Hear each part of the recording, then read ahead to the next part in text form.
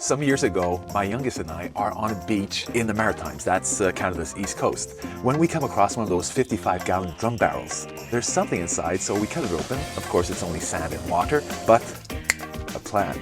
I go to my friend's workshop to craft a fake stack of cash made of newspaper, heavy-duty house wrap, $20 bills, and of course, duct tape.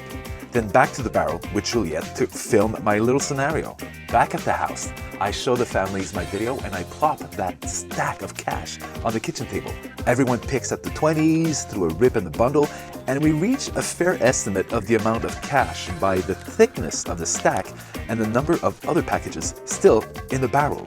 We're remodeling homes, buying new cars, all the kids are going to college for free. But then the first real question arises. What do we do? It is an awful lot of cash. Do we keep it or call the police? But then as word gets out, whoever lost it could get really upset with us. So maybe we keep it, but we can't spend a dime of it, and we can't talk about it ever to anyone. And then what?